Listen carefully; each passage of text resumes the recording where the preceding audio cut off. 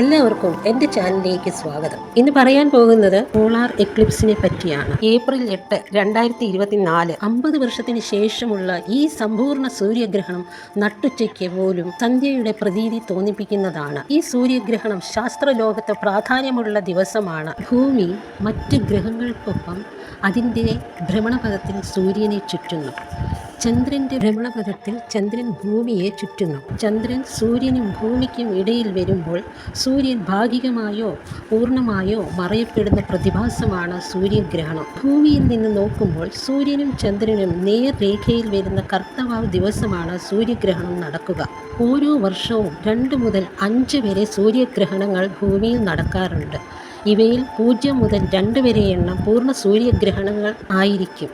എങ്കിലും ചന്ദ്രൻ്റെ നിഴൽ അംബ്ര ഭൂമിയിലെ ചെറിയൊരു ഭാഗത്തുകൂടിയാണ് കടന്നു പോവുക എന്നതിനാൽ ഭൂമിയിലെ ഏത് പ്രദേശത്തും പൂർണ്ണ സൂര്യഗ്രഹണം എന്നത് അപൂർവമായ ഒരു പ്രതിഭാസമാണ്.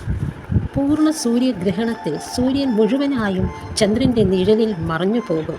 എന്നാൽ ഭാഗികമായ ഗ്രഹണത്തിലോ വലയഗ്രഹണത്തിലോ ഇങ്ങനെ സംഭവിക്കുന്നില്ല. സൂര്യനും ചന്ദ്രനും ഭൂമിയും ഒരേ നേർരേഖയിൽ വിന്യസിക്കുന്ന ഒരു സമയം വരുന്നു. ആ സമയത്താണ് ഗ്രഹണം സംഭവിക്കുന്നത്. തൽഫലമായി ചന്ദ്രൻ ഭൂമിയുടെ ഉപരിതലത്തിൽ എത്തുന്നതിൽ നിന്ന് സൂര്യൻ്റെ പ്രകാശത്തെ തടയുകയും അതിൽ ഒരു നിഴൽ വീഴുകയും ചെയ്യുന്നു.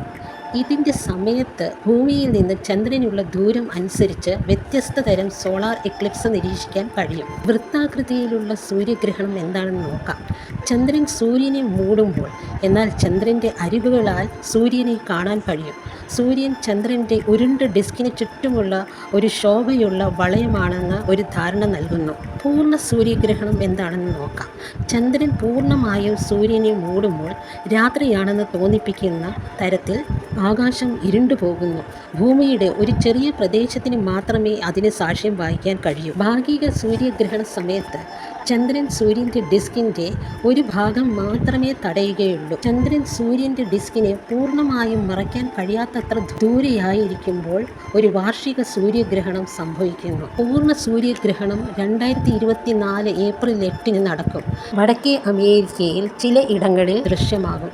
ചന്ദ്രൻ്റെ ഓർബിറ്റൽ പ്ലെയിനും ഭൂമിയുടെ ഓർബിറ്റൽ പ്ലെയിനും ഏറ്റവും അടുത്തായിരിക്കുമ്പോൾ ഏകദേശം ഓരോ 6 മാസത്തിലൊരിക്കലും ചന്ദ്രൻ്റെ അമാവാസി ഘട്ടത്തിൽ ഗ്രഹണ സീസണിൽ ഇത്തരമൊരു വിന്യാസം സംഭവിക്കുന്നു. സൂര്യഗ്രഹണം ലോകത്തിൻ്റെ താരതമ്യേന ചെറിയ പ്രദേശത്ത് നിന്ന് മാത്രമേ കാണാൻ കഴിയുകയുള്ളൂ. 50 വർഷത്തിന് ശേഷം ദൈർഘ്യമേറിയ സൂര്യഗ്രഹണമായിരിക്കും ഇത്.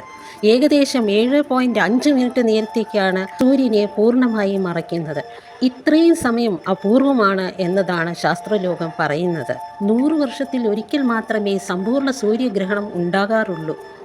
US, കാനഡ, മെക്സിക്കോ, നോർത്ത് അമേരിക്കയിലെ ചില ഇടങ്ങൾ എന്നിവിടങ്ങളിൽ മാത്രമാണ് ഇത് ദൃശ്യമാകുന്നത്. ഇന്ത്യൻ സമയം ഏപ്രിൽ 8 രാത്രി 9:12 മുതൽ ഏപ്രിൽ 9 രാവിലെ 2:22 ഇടയിലാണ് ഇത് ദൃശ്യമാകുക. അതിനാലാണ് ഇന്ത്യയിൽ ഇത് ദൃശ്യമാകില്ല എന്ന് പറയുന്നത്. സോളാർ ഫിൽറ്റർ, സ്പിൻഹോൾ പ്രൊജക്ടർ എന്നിവ ഉപയോഗിച്ച് സൂര്യഗ്രഹണം കാണാവുന്നതാണ്.